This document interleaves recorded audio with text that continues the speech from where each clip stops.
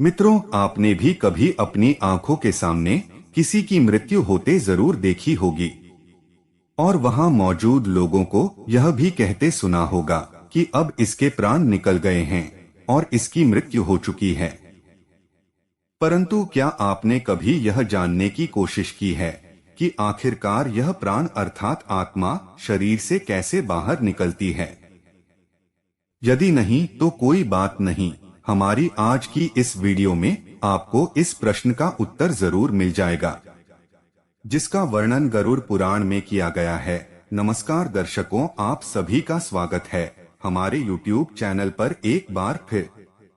मित्रों, जैसा कि आप सभी जानते ही हैं कि मृत्यु मनुष्य के जीवन का वह कड़वा सच है जिसे बड़े से बड़ा ज्ञानी भी स्वीकार नहीं करना चाहता, जबकि वह जानता है कि एक दिन सभी की मृत्यु होना तय है।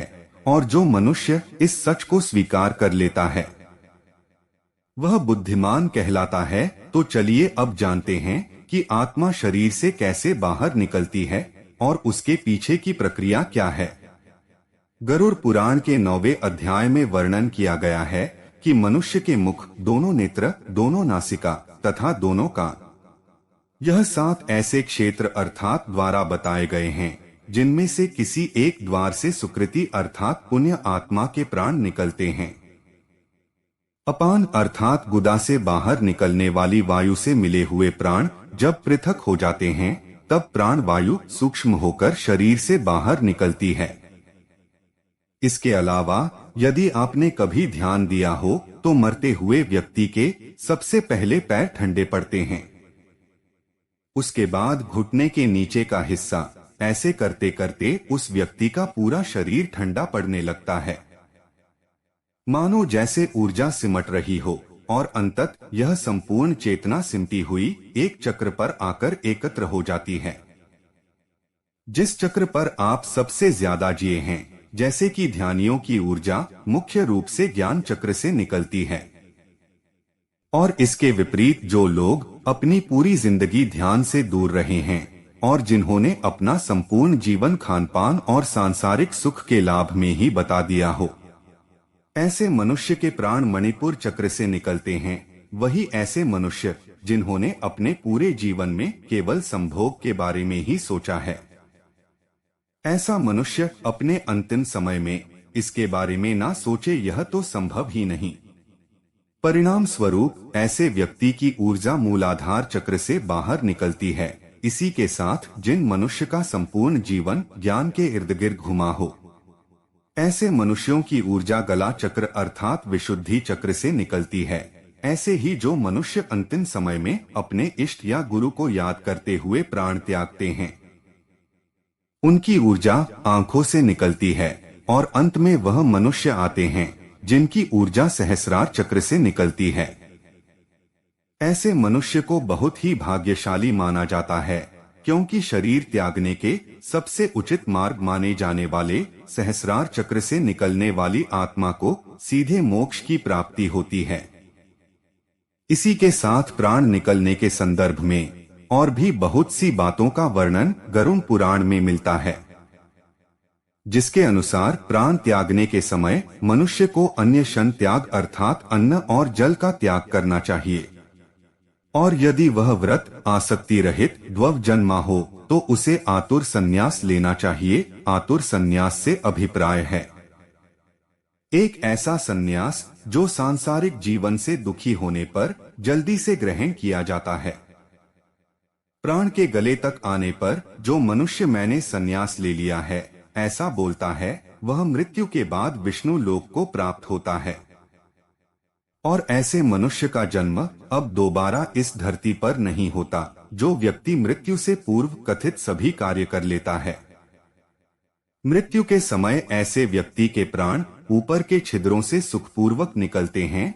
साथ ही योगियों के संदर्भ में गरुड़ पुराण में बतलाया गया है कि योगियों के प्राण तालु रंध्र से निकलते हैं।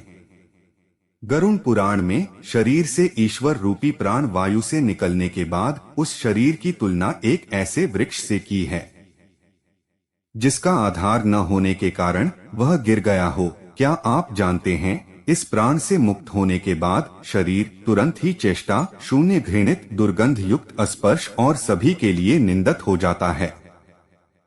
मृत शरीर की 3 अवस्थाएं होती हैं: कीड़ा, विष्ठा और भस्म रूप। इसे आप ऐसे समझ सकते हैं, मृत शरीर में कीड़े पड़ते हैं, वह मल के समान दुर्गंध युक्त हो जाता है और अंतः चिता में जलकर भस्म हो जाता है। इसलिए क्षण भर में नष्ट होने वाले इस शरीर पर गर्व करना अनुचित है। मृत्यु के पश्चात 5 भूतों से निर्मित इस शरीर का पृथ्वी तत्व पृथ्वी, जल तत्व जल, तेजस तत्व तेज, जड़ और वायु तत्व वायु में लीन हो जाता है।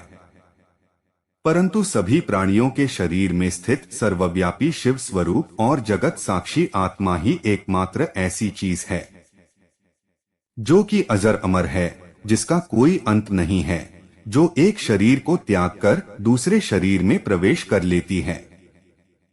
मृत व्यक्ति के शरीर से निकली ये आत्मा अपने पुराने शरीर से निकलकर अपने कर्म कोश में इकट्ठा हुए कर्मों द्वारा निर्मित नए शरीर में प्रवेश करती है। गरुड़ पुराण में इस तथ्य को कुछ इस प्रकार समझाया गया है, जैसे एक घर के जल जाने पर उसमें रहने वाला व्यक्ति जाकर दूसरे नए घर में रहने लगता है। उसी प्रकार आत्मा भी पुराना शरीर छोड़कर नया शरीर ग्रहण कर लेती है। तत्पश्चात आत्मा को लेने छोटी छोटी घंटियों की मालाओं से सुसज्जित विमान को लेकर देवदूत आकाश से उतरते हैं।